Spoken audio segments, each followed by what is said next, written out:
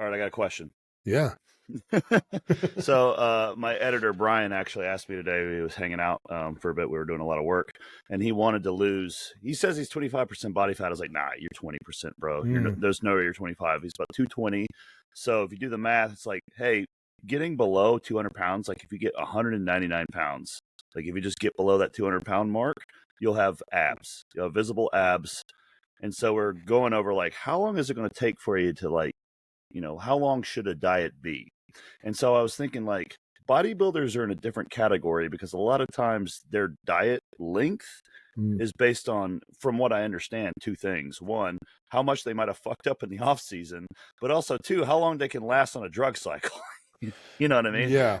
So for a guy that wants to get down, like, let's say Brian wants to get down to below that weight and he's not on drugs, like, does the time scale even matter? Because I didn't think it did. Well, for example, I'm assuming he's a natural. Yes. So the faster you're going to want to go, the more muscle mass you're going to lose for a natural guy. And the longer you'll take, you can keep more. It will be easier on the diet, but it will take longer. So unless he's pressed in time to look in shape for a certain date, he should just give himself like a goal. Like maybe this month I can lose 3 pounds. And of course, when you start eating well, you lose quick pounds really quick. But let's say if his goal of 3 pounds is achieved because he's actually lost 7 pounds in the first month, but then the next month it can be like 3 pounds, 3 pounds. Then you can divide that per week and maybe 1.5 pounds a week. Because if you lose 1.5 pounds a week of fat, if you look at like 2 pounds of butter side by side, you put that on your body, you smear it all over yourself. It's a good thickness. You've done that. You've done this. You've had a layer of butter on you. Yeah, it is pretty thick. Yeah, you're pretty thick when you had that butter smeared all over you. Yeah. Yeah. So So I think he should just maybe instead of because if he doesn't have a date, he should have like pounds per X amount of time. That would be the goal. So maybe like the first month lose like 5 pounds or something.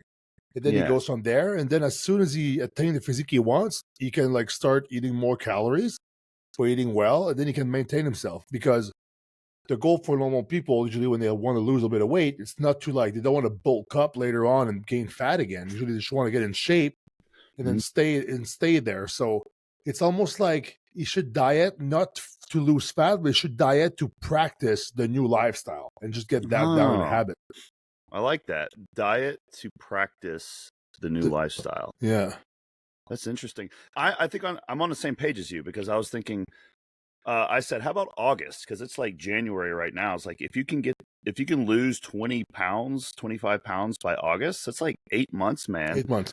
And why would, if you have the time, what's wrong with taking it? How many pounds is that per month? About 2 or 3 pounds a month, which should be a little less than a pound a week on average. And I was saying like you could do it in a way where it's like you diet, and when it gets really fucking annoying, you just take a diet break and you just go isocaloric and you maintain for a bit, and then when you're ready to go again, because stress levels move up and down throughout the year. You know what I mean? Yeah. You could do like maybe higher carb days and stuff like that. Like a carb rotation. Yeah. But then you're going to help him a little bit, I guess. I can. He knows what he's doing. He just needs that. Yeah, he's pretty good. He's dieted a little bit before, but he's never been below 200 in a while. So, I was trying to explain to him like, don't look at what bodybuilders do because they have a different set of rules. Yeah. No, we do because we have a fixed date. We have to be like not lean. We have to be like super shredded to like almost like unhealthy, well, not maybe unhealthy, but unsustainable body fats. It's like, because in nature, if like in the back in the days, your body fat would be like 3%, it means that if you keep going that route, you're going to die. But then we kind of trick our body to going there, and then we don't ever die, but the body, you just don't feel good. Yeah. So for a normal person, you don't have to go there. I think most people will be fine with looking like 6-pack abs. If somebody have like you have like a couple of veins in the lower abs coming up, and then your chest has striations, and you got veins in your arms, most people will be like, "Yeah, this guy's ripped," right? Yeah, but you don't need striated glutes. I think I think the other thing is not to like give ourselves too big of a pat on the back here or whatever, but like dieting when you're have more muscle mass is just so much fucking harder. I've said it over and over again because I've been lean at every body weight up until, you know, I've been as high as 270. And when you're dieting and you're on stage ready at 240, for me, that's completely different than being that lean at 175 pounds. You know what I mean? So it's like the amount, the hunger that you feel when, like, I can't even imagine what it's like to be you, like 300 pounds and you diet down and you're as lean as you are at 280. It's like, that's got to be fucking miserable. Well, I think you felt it when you were dieting. It's like there's nothing you're going to do that will remove that feeling of not being comfortable and being hungry. It's bad. It's like, it's just no matter how gums you chew, how many hits of vapes you take, how much like TV you're going to watch, you know, whatever you're going to do, right? Soda pops you can drink that are diet. It's at some point you're going to accept your fate that you're going to feel like shit for a little while longer. But yeah, I think the reason why, if you're bigger, you're more hungry. I think the demand is so much higher. So let's say if every 5 pounds of muscle, this is 1 hunger points you have to deal with. Okay. It's back to video games for some reason, RPG. Yeah, no, so they're great, they're great so, analogies. I know. So the more pounds of muscle mass you have, the more hunger points you have. So the more hunger you feel. It's like yeah, I wonder if like a girl, you know, some girls, they will barely eat anything and then they're just like fine. It's like, how are you not hungry? Because they just don't have a lot of muscle mass, probably. I think that's, yeah, it's because when dieting at the higher muscle masses and trying to maintain that is just, it's scary. It's compared to like dieting natural, like when in my teens, you know, just to get lean. It's just like, I'm just lean. I'm not even trying. You know what I mean? I'm just like, oh, okay. You're just active. Yeah, it's a little bit different when you're heavier, but it's a lot different when you're heavier. But I think the other thing that you actually just mentioned, you really helped me out a lot in one of my preps. I don't think you know this, but I think about it a lot. When I had to do check-ins, you know, when you wake up, and you had to do because you have people listening here, when you do your check-ins for bodybuilding, you're getting your physique update, and you can do this for yourself. I did this for years after my last competition, just for myself, for my own records. You always want to do it in the same state. You want to be in the same spot, in the same room, at the same time of day, in the same way. So there's a difference between, you know, doing a check-in and check-in. I'm talking about like physique shots to look at yourself aesthetically. You don't want to do it after cardio one day in the morning and then before cardio the next, because you're going to be pumped up from cardio and you're going to look different. You know what I mean? So I remember I used to wake up and I used to go through the mandatory poses to get the physique updates and the check-ins. And I'm like, God damn, dude, like I'm dehydrated. My joints fucking hurt. I'm like, this just feels so unnatural. Just everything hurts. Just doesn't feel right. And I remember you telling me like, oh yeah, and your shoulders are tight and you're hurt, and it's like you get lightheaded. It's like, yeah, it's like, and you're like, yeah, it's normal. Yeah, it's okay. It's good.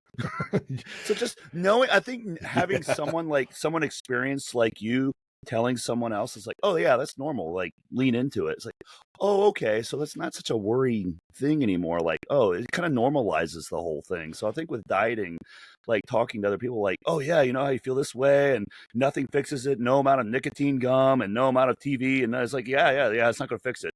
No, it's like not. It's normal. Yeah, it's normal. Yeah, I remember in the morning, tired, and just got to do it. Then you go to the back double bicep, your shoulders. Fucking hurts, dude. The shoulders. I know it hurts, and it's like you feel like you're not even posing as good. But for the coach, it's very important, like you said, same time, same spot, same amount of liquid, same amount of meals, and which is usually 0 is the more simplest thing you can do. So if they do the morning that way, like sometimes I would send my chickens, and then I sit down with my phone, wait for Dorian to reply.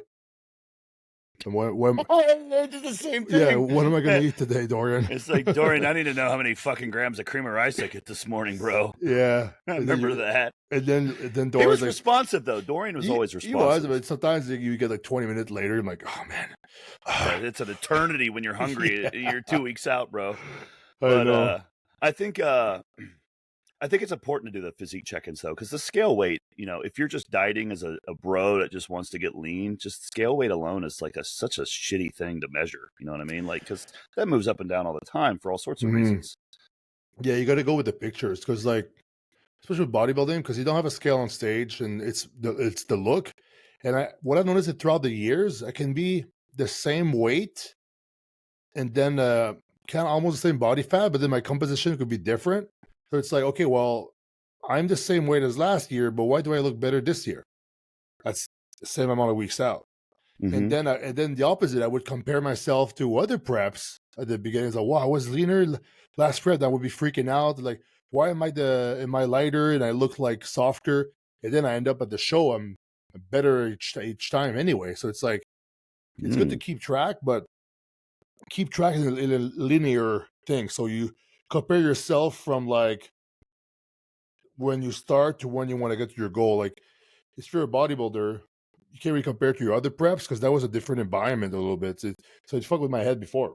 So you have to be the same spot, same thing, same everything. I think the physique check-ins is actually the way to go as well because it motivates you a lot. You want to see that change, and you will see changes week to week. And you're like posing, and it fucking hurts. It's miserable, but it's like you're trying, and you're trying to make it. It's like, let me do that again. You'll go ahead and do the whole pose doing routine again in the morning just to get a better shot, the lighting a little bit better, and that you can see the changes week to week. That's going to be way more motivating because that's what you're after anyway. You're trying to look better. You don't give a fuck what the scale says at the end of the day. You know what I mean? Like, you're trying to look better. So I think it's really important to get used to and get a formula for getting those physique check-ins every week. Yeah, I think there's nothing more satisfying in bodybuilding than seeing the progress when you get leaner.